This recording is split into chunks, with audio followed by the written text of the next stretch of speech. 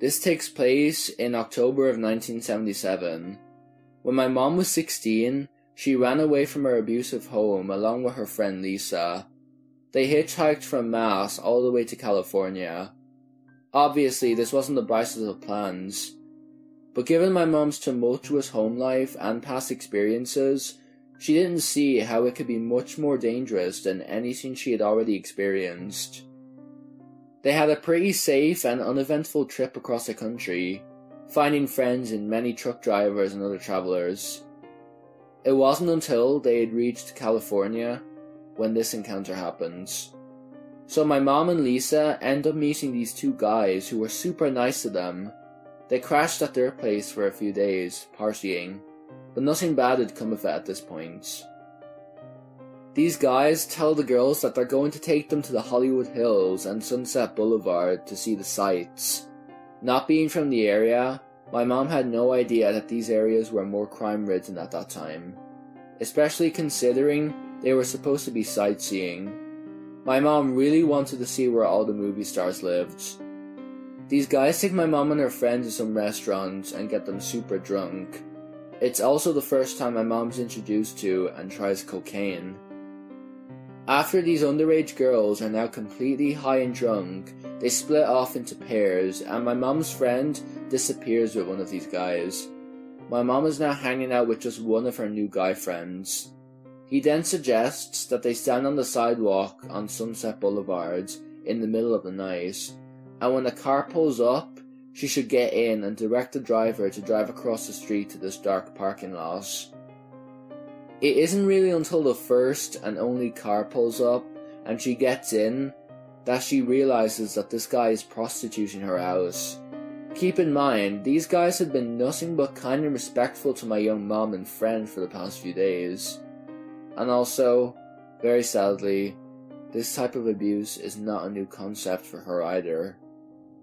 She gets into this car and instead of pulling into the parking lot, he keeps driving straight. My mom explains that he's gone the wrong way. So he starts driving faster. My mom moves towards the door but he locks it, hits her, and attempts to hold her down all at the same time. He tells her she isn't going anywhere. My mom knew in her head she needed to get out of the car or she'd be dead. So in one swift move, she unlocks the door, tucks, and rolls out of the car. His car comes screeching to a halt. She sees some bushes in front of a house, so she runs to hide behind them. He's turned around looking for her, creeping along. His passenger side was facing where she was hiding, and she was peeking through the bushes. She saw he had a gun. As soon as his car crept by, she ran to the backyard. It was all fenced in. There was no other way out, so she had to go back the way she came. By the time she crawled back into the bushes to see if he was still around, she saw his car had gone to the end of the road and turned back around. So he passes again, and when she thought he was far enough away, she crawled out of the bushes to run. But then she sees his brake lights. Confident that he's now seen her, she runs as fast as possible around the corner. But she could hear his car, so she has to duck and hide behind parked cars on the road. As soon as he passes again, she booked it across the street, which took her through the parking lot she was originally supposed to park in and back to her friends. The creep did circle back again, but by then, she was with her friend and they were leaving the area. My mom and her friend quickly ditched these two assholes and did find a safer place to stay. But only a short time later did my mom call home and eventually made it home safely. It wasn't until a long time later that she saw on the news a story about women being murdered and recognized the murderer, dubbed the Hillside Strangler, as the man who had picked her up that night, specifically Kenneth Bianchi.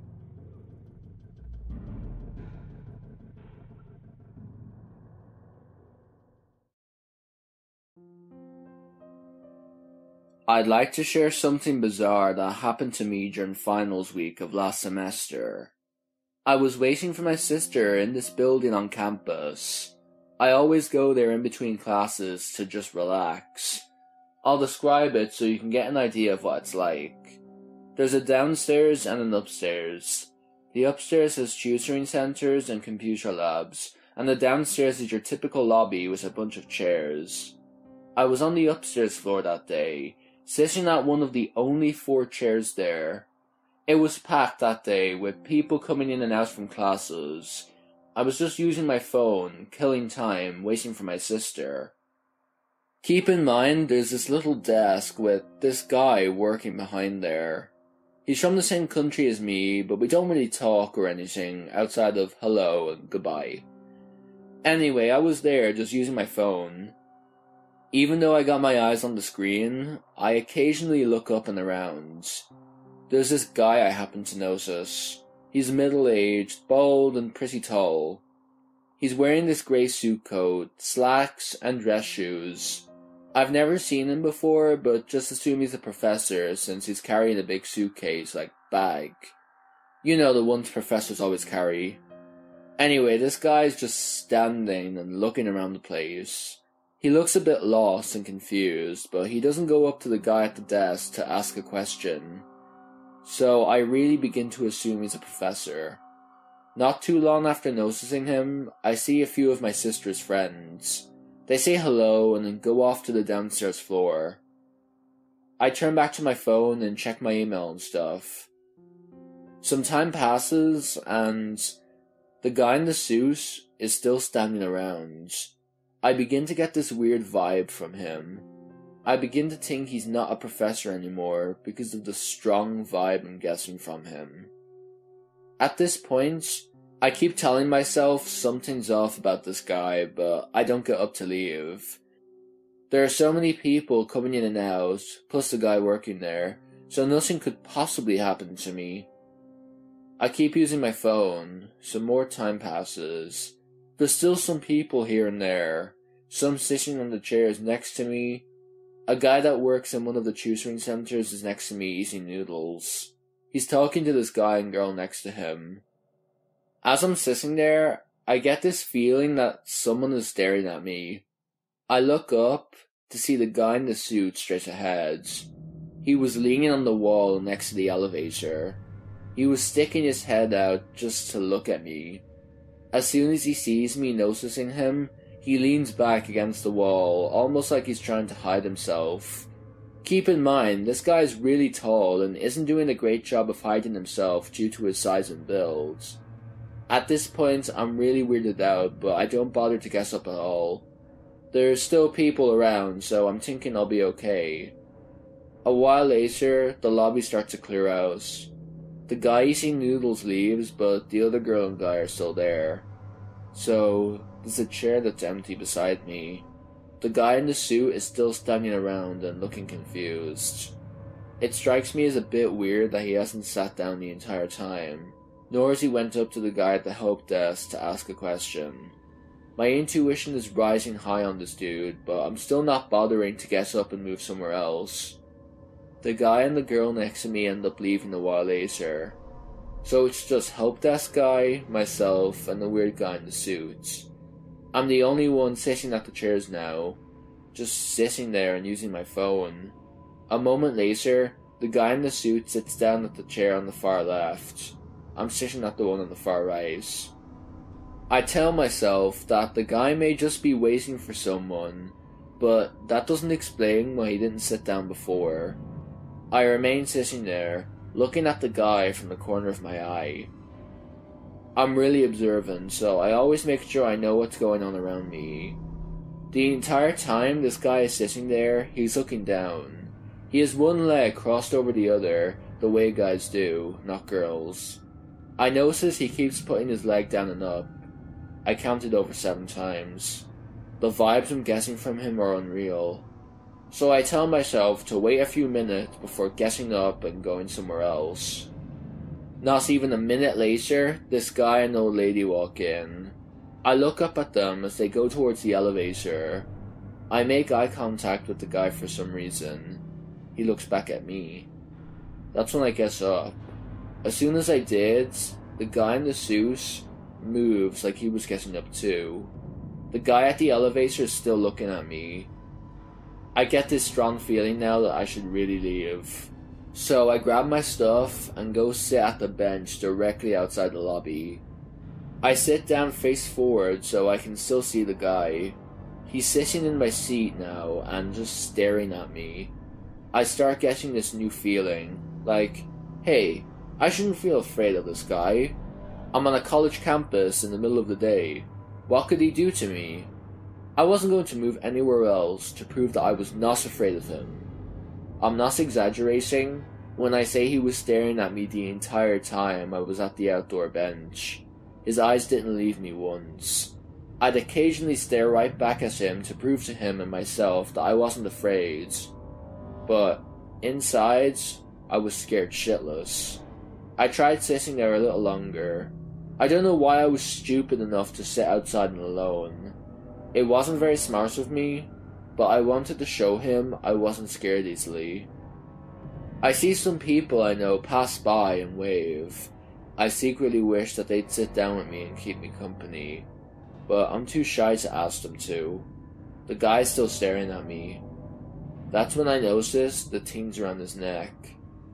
They're green wires, like a bunch of them just tied around his neck. As I'm looking at him, he looks like he's about to get up and come my way. That's when I knew enough was enough. I quickly grabbed my stuff and booked it the hell out of there. I don't want to imagine what he would have done if I stuck around any longer.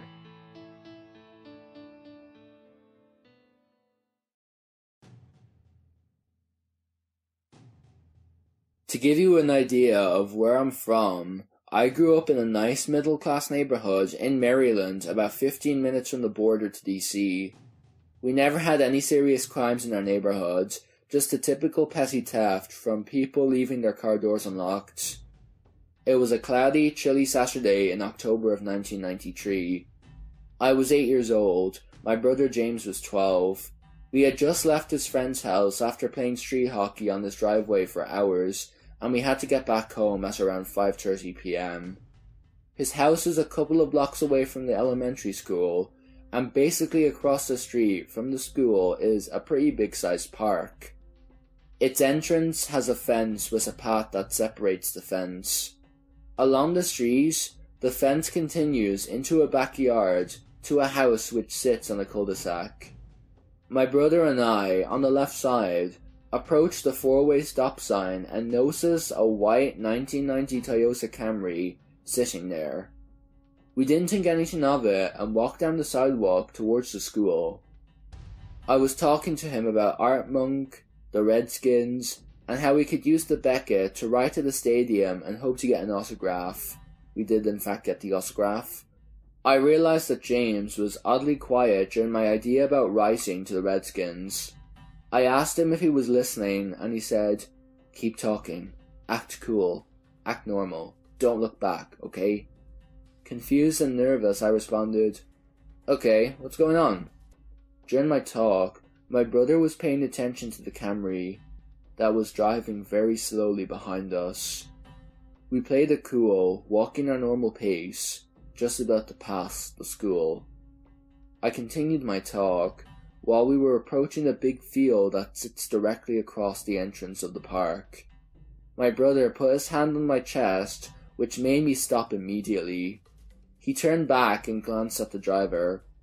Now, I wasn't sure if he was able to see how the car would act, if he wanted to make a move across the street into the park, or if he was trying to see a license plate. However, when we stopped, the car stopped. This time I got a good look. The driver was a female, brunette hair to the shoulders. She almost looked drugged. She never blinked. She looked straight ahead, not at us, not to the side, straight ahead. The passenger was the intimidating one. He was red-headed with long hair and had an angry look. His eyes watched us intensely. To be honest, he looked like the comedian Carrot Top. After getting a good look and realizing the situation we were in, I started to get nervous. I was breathing heavily, my legs felt numb. I looked at my brother and he just said, "Keep walking." What was weird about this day, there weren't any cars on the road. It felt like a ghost town all of a sudden. It was just us and them. We continued walking towards the next block, when the car all of a sudden started merging into the other lane. He was going to block us off and then who knows what. My brother, being older than me, was faster than me. He knew it, and I knew it. Staring straight ahead and looking at our options, my brother said, on the count of 3, run, okay? Run as fast as you can and follow me. Before I could even accept the deal, he started his countdown. 1, 2, 3! He's off and running. I'm trying to keep up. The car slams on the accelerator. James is able to run across the street. When I tried to do the same, the car almost cuts me off and could feel the bumper against my pants. The Camry now has to back up and accelerate again after us.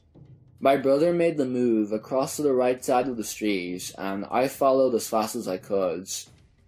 I realized he was making a run for our friend's house. He gets there and is ringing on the doorbell, banging like crazy. The Camry catches up. The passenger gets out of the car as soon as he gets out. My friend's dad opened the door. James rushes in. The redhead gets back in his car and I dive through the open door. My friend's dad runs out towards the car speeding off, yells something as he tries to get his license plate. Me and my brother are crying. My dad's friend is shaken up. Even though we live a block away, we had our dad come and pick us up. We called the police, wrote a report. They said they'll keep their eyes open. On Monday, we notified the elementary school about our ordeal. However, they didn't do much to let the public know. It wasn't until the next week that they sent out a flyer to the rest of the parents, and cops began patrolling the neighborhoods. See, during the week, 3 other cases happened with that white Camry following kids. One that was even more terrifying than my experience was the kids that were jumping through backyards because the redhead was chasing them through the park. After the week of disturbances, everything stopped. I never heard of an arrest. I don't know if they moved on to another city or state to try and abduct kids. All I know is that they terrified our neighborhood that year, and it took a little while for things to seem normal. The brunette, I always wondered what her role was. Why would she participate in the terrorizing, menacing act? Either way, her face and the face of the red-headed man are etched into my brain. Let's not meet, because if we do, I may have to kill you. Hopefully you're in jail, rotting away, or are already dead, because you're both scumbags.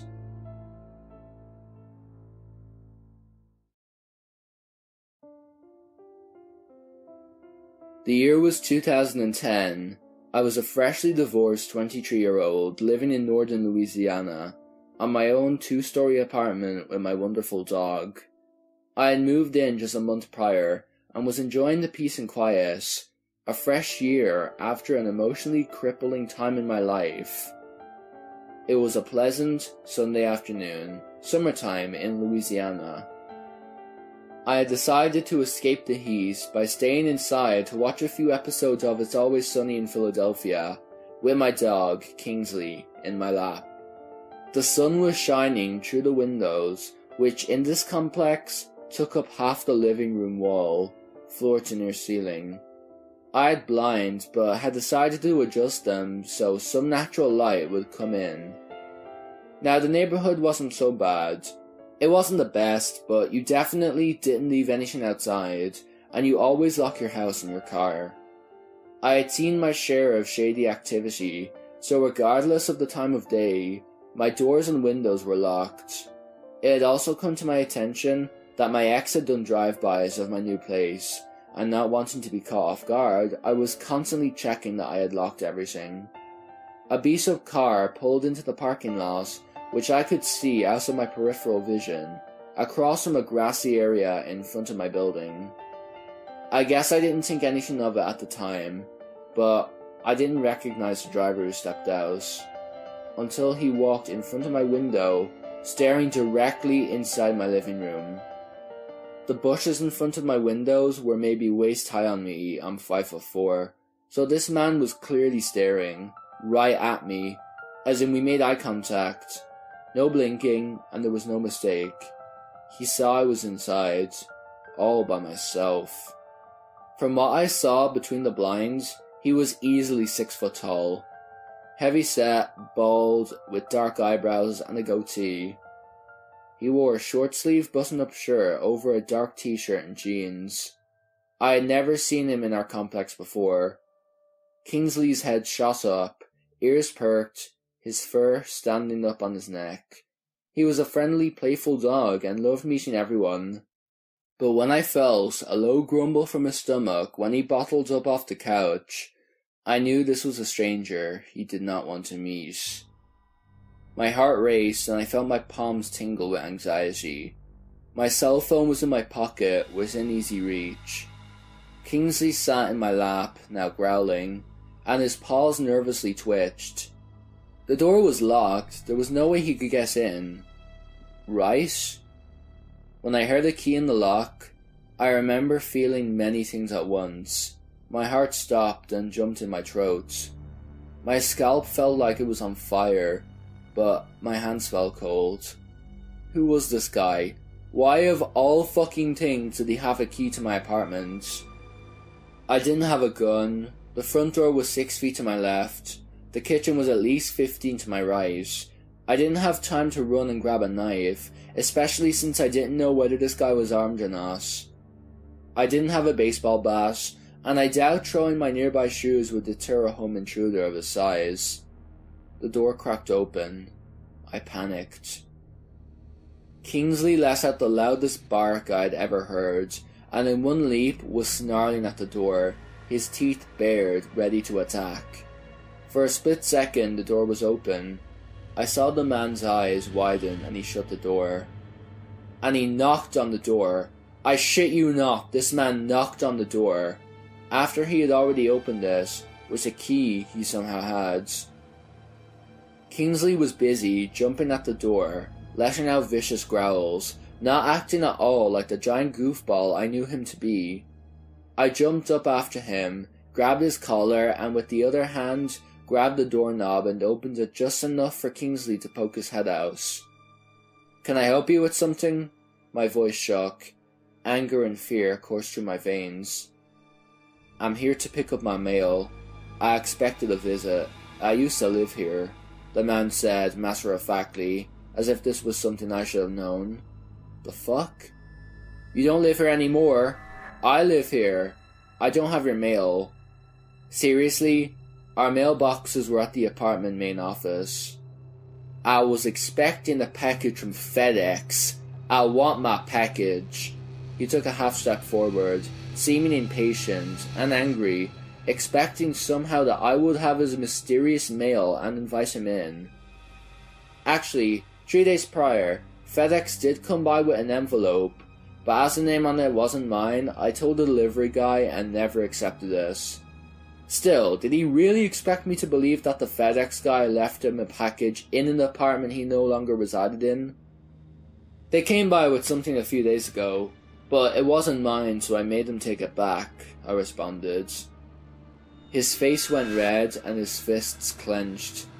"Why would you do that? That is my package and I was expecting it!"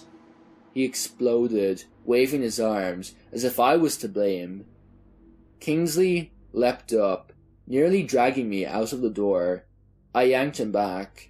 The man continued his rant. "I can't believe you would do something so fucking stupid. Now I have to go track it down myself. Do you even know what a waste of time this is?"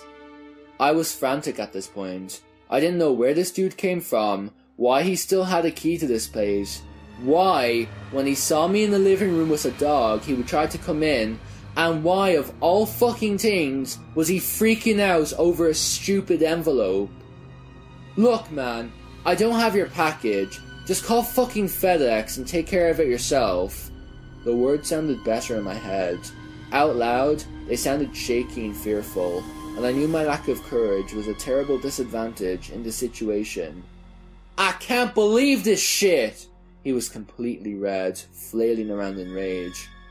"You gotta leave!" I yelped, trying with all my might to keep a hold of poor Kingsley. "I'm going to call the fucking cops!" I finally shouted out, figuring that this would deter the now furious stranger in front of my door. For a split second, his eyes widened and he took a step back. "I'll be back," he gulped and turned around. I froze and Kingsley let out a few growls. I patted him and shut the door, locked it, unlocked, and unlocked it again. I put him on a leash, grabbed my keys and hurried to the front office. I told them what had just happened. I let them know the police would be notified, and demanded that I change the locks and install a chain, now. No way was I waiting for that psycho to come back. He never did. To this day, regardless of where I live, I keep my car, windows and doors locked, and I double check when I leave the house and go to bed. Thanks, asshole. It's been 3 years and the paranoia still persists because of you.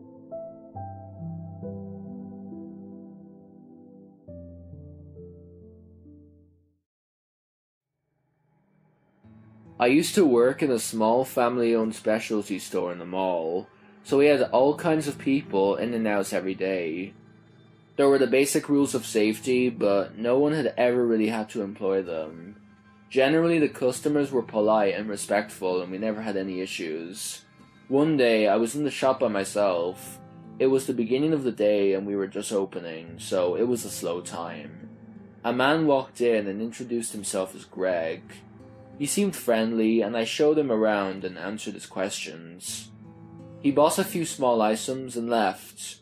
It was a normal enough encounter, nothing weird or sketchy about it. The next day, though, he was back in the store, just walking slowly around and kept glancing over and staring at me.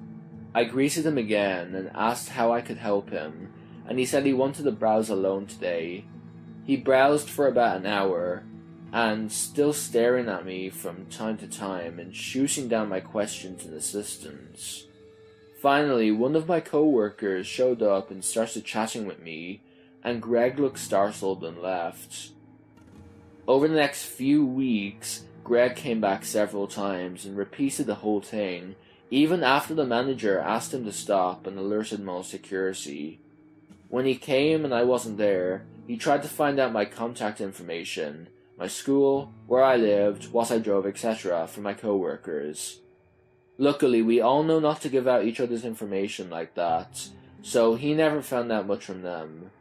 He must have followed me at some point though, because he ended up finding out exactly which car in the huge garage belonged to me. About a month after the initial weirdness, I was getting off work, and found a note on my windshield. I gave it to security and never got it back, but the too long don't read version would have been, "I want you, and I will have you, no matter what." He went into great detail about how he would continue watching me, and one day he would take me with him far away. It was the most terrifying thing I've ever read. I never saw him again after that note, but I always had someone walk me to my car, and I was never alone in the store again.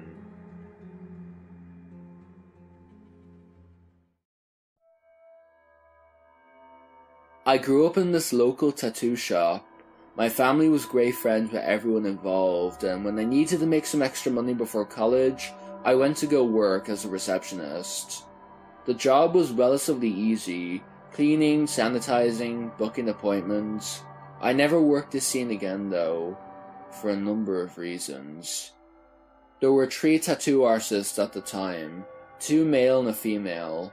The 2 more respected artists would commonly only stay for appointments, and then would leave me alone with the 3rd guy, Paul, to do walk-ins. Paul's a big man, about 6'3", and a husky. Definitely not someone you'd want to piss off. So naturally, we had a lot of alone time together. We'd sometimes pick up food or coffee for each other. Most days, I would be closing the shop at the end of the night alone with Paul. We usually just sat around and kind of talked about life, except Paul was hiding a very big life event. Months go by with my regular routine with Paul. Except on this day, Paul is nowhere to be found. He never called me to let me know that he'd need a sick day, and the owner had asked me to go ahead and cancel all of Paul's appointments. I was immediately confused and asked if everything was okay. What they told me next, I could not believe. Paul had murdered his own baby, and someone from the public was going to put the shop on blast for employing a child murderer. Little Timothy's mother needed a break, so she left her 2-year-old son with his father, William Paul Dunn, for 2 months.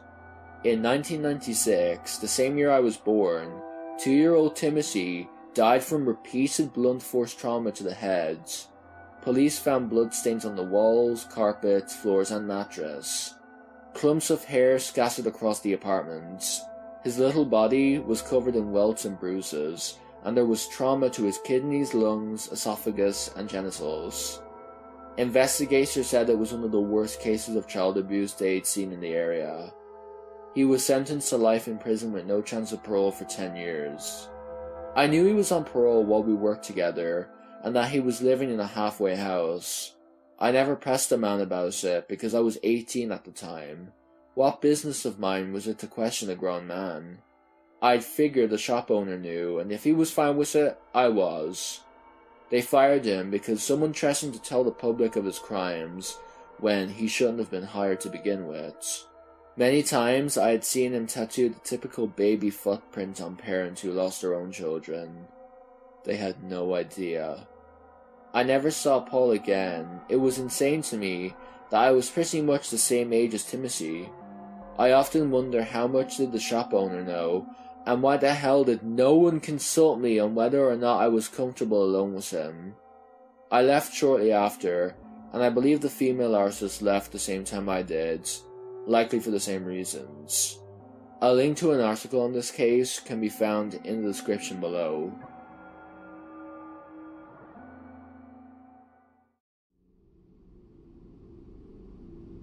This is a story my mom told me. It was the late 1980s and my parents were sick of city life and, while with a baby on the way and all, decided they would move away from Chicago and into the suburbs. They looked at all kinds of houses before settling on a place in Aurora, Illinois. It was scenic and tranquil and exactly what they were looking for. Even though my mom was a little nervous about the move, my dad was and continues to be a really rational and scientifically minded person. About 2 months after they moved in, my mom woke my dad up in the middle of the night, terrified. She whispered that she could hear something weird happening downstairs. My dad sat still and listened, as a loud banging-like sound came from downstairs, almost as if someone was fumbling around with furniture, along with a sound that my mom describes as an odd sort of cry. My dad jumped up as they both heard the banging get louder and louder as the person began walking up the stairs. My mom grabbed the house phone and began to explain to the operator what was happening. My dad didn't have any sort of weapon with him in the bedroom, so he grabbed a lamp and unplugged it from the wall, holding it like a club, and pressed himself against the wall, readying the lamp to knock the man out if he got into the room. Mom was still on the phone with 911 when the man began trying to jiggle the doorknob. It was locked, but my dad braced himself against the door as the jiggling turned into a heavy pounding. Apparently he began yelling really loudly, but my mom says she can't quite remember what he was saying because most of it sounded like nonsense. After about 5 minutes or so, the pounding stopped and the rambling and banging moved back downstairs, but my mom and my dad were told by the 911 operator not to leave the room until the officers that had been dispatched arrived. My mom says they waited for what seemed like hours, but was probably about 15 minutes, before they heard the police sirens. They peeked out their bedroom window to the porch and watched a man in white clothes bolt out of the front door, only to get tackled by the arriving police. Turns out, The man was the mentally ill son of the previous owner. He was released from the hospital and, without comprehending the passing of his mother, tried to go home. He couldn't get in the front door, so he kicked in the basement window and crawled in. My mom says she felt really bad for him afterwards, but couldn't ever shake the feeling of unease in the house. They ended up moving about 2 years later.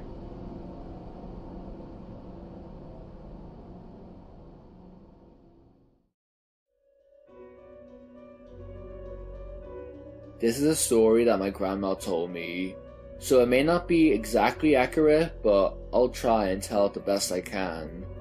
More than 70 years ago, my great-grandfather died of a heart attack.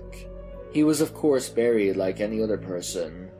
Here we have a tradition that every 5 years, we lift the remains of the deceased, and the family can decide if they should put the body somewhere else or leave it there.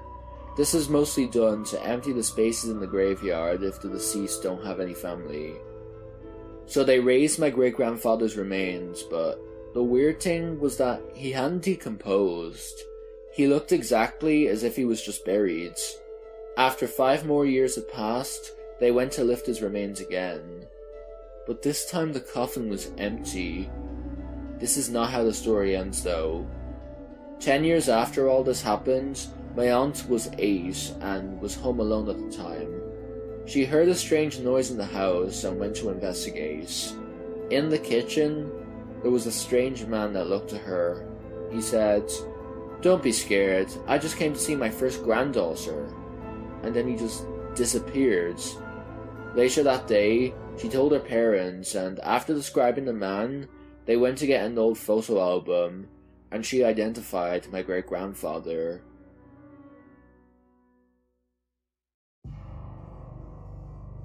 Go ahead and give me a hard time if you want, but I'm a Mormon.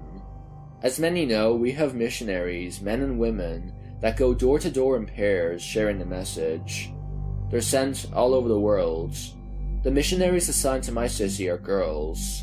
The two in the story were both very pretty, young, about 20 years old, and pretty innocent. Often when they went to teach someone, they would ask my brother or myself to accompany them, just in case. They would usually invite us when they felt uneasy about a person, or if it was a single man as a safety measure. This day was no different than the others. They asked me and my brother if we would go with them to visit a man named Chuck.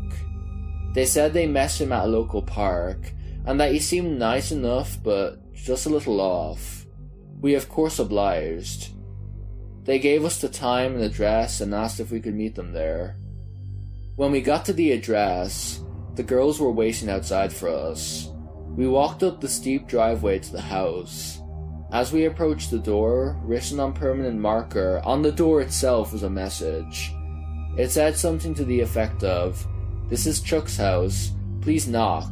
If I don't answer, call this number." We all laughed. Who the hell does that? We knocked and he opened the door. He seemed very out of breath and was breathing heavily. He very enthusiastically invited the girls in. We were about 4 feet behind him, then he noticed us. His demeanor changed immediately. He said, "I thought you two would be coming alone." They answered with a typical, "They come with us from time to time, they're our friends," type of answer. He gave us an up and down look and said, "Come in." It was weird. The minute we walked into this dude's house, I felt really weird. This guy's house was immaculate. There was no furniture at all. Totally empty. He had 2 bar stools set aside and that was it. On every wall in the house was shelving with plants on them. All types of plants and literally hundreds. They are all labelled on the wall in permanent marker. The guy wrote on his walls in permanent marker too. The girls sat on the bar stools and he sat on the floor. My brother and I stood and they began their message. About 5 minutes in, he interrupted them. "Oh, I forgot I made you girls some drinks. Are you thirsty?" They kindly said no, but he insisted.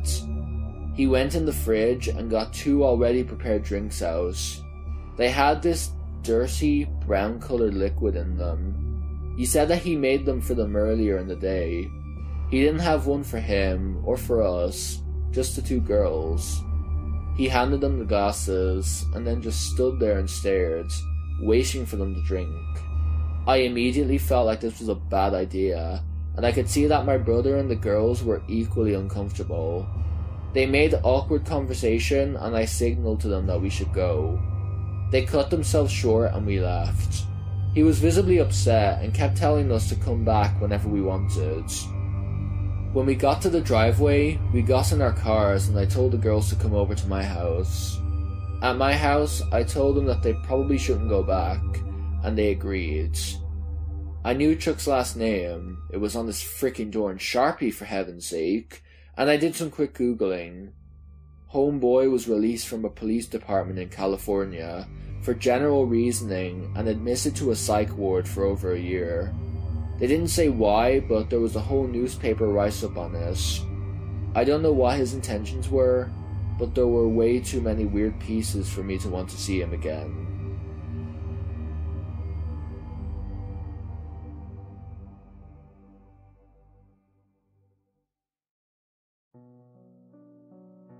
About once every 2 years, I get to visit my family around New Year's in New Jersey. My dad lives a block away from the beach, and while the town itself is quaint, there are some seedy parts across the train tracks. It was a cold night, around 40 degrees, and windy as hell. Bored at the house, I decided I would walk a few towns over to a bar I knew was open late. At the time I left the house, it was around 12 AM, and instead of taking the boardwalk or the streets, I decided to take a stroll on the beach. As I would find out, this was a very bad idea. The street lights lit up about a quarter of the beach closest to the boardwalk, and as you walked further towards the ocean, there was almost no light, and it became extremely hard to see more than 20 feet in front of you. I was walking along the water's edge when I spotted a mound in the distance. It was located about halfway in between the beach and the boardwalk, so whatever it was not very well illuminated. Thinking nothing of it, I continued walking towards it when I noticed some movement. Someone was hunched over the mound, and they clearly had a tool they were using to dig into the sand. I crouched low and walked closer and closer towards the ocean, until my shoes were in the water. Adrenaline now pumping, I figured this was the best way to avoid being spotted. As I passed, I noticed the person digging was not using a flashlight, and I couldn't know for sure, but I believe as I walked along the water, they stopped digging. I waited until I had reached the next town to cross the beach and make my way quickly to the main street. I decided to call it quits on the bar and headed back home. Shaken, I tried to do some research after the fact to see if anything turned up. But the reason I'm writing this now is that I found an article about a buried body in that same exact location at that same exact time of year. The article states that the man was found buried in the dunes bordering the boardwalk and the beach, and not in the beach itself. Regardless, the similarities are eerie.